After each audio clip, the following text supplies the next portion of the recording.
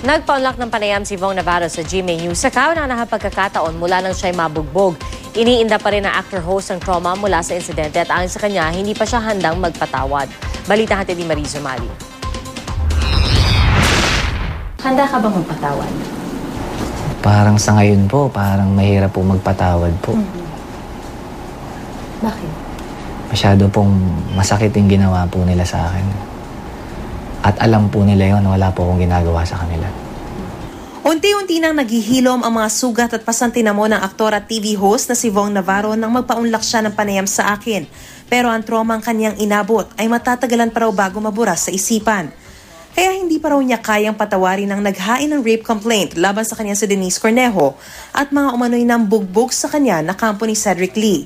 Kung may nagawa raw siyang kasalanan, hindi raw yun kay Cornejo kundi sa sariling kasintahan.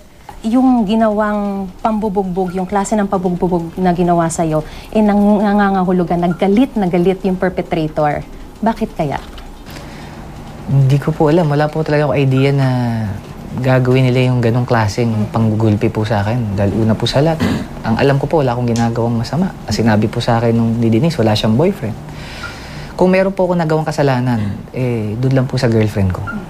At inaamin ko po yung nagkasala po ko talaga sa kanya.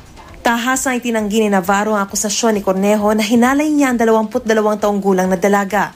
Inihain na ni Cornejo ang reklamong rape na isang non-bailable offense. Hindi po ako ng rape at wala po akong ginawang rape.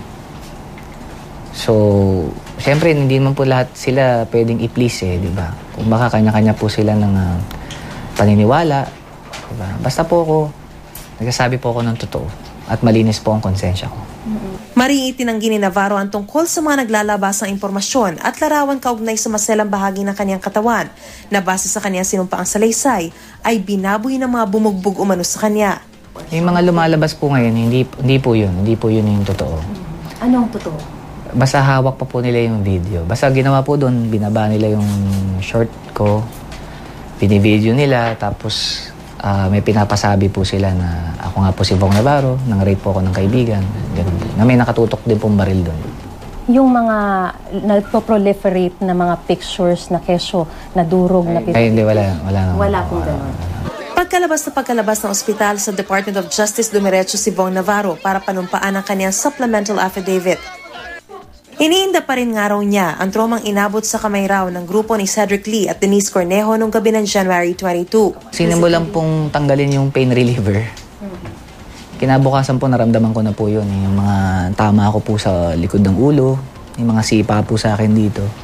Yung sa pag maghihikab po ako, yung sa panga, tapos may mga bukol pa po ako rito. Mahirap po kasing lumaban pag mayroon pong tinutukan ka po ng baril at tinape po yung kamay at paa mo. At binblindfold ka pa po, tapos nilagyan pa ng busal yung bibig mo. Hindi ko po nagawang lumaban po talaga. At akala ko po katapusan ko na nun. Baka pwede po akong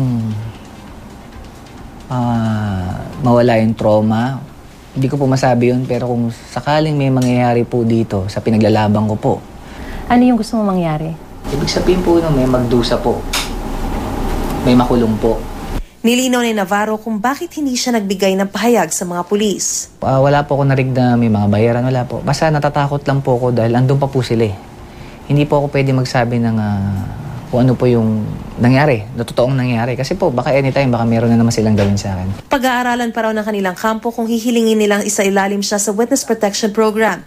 Mariz Umali, GMA News.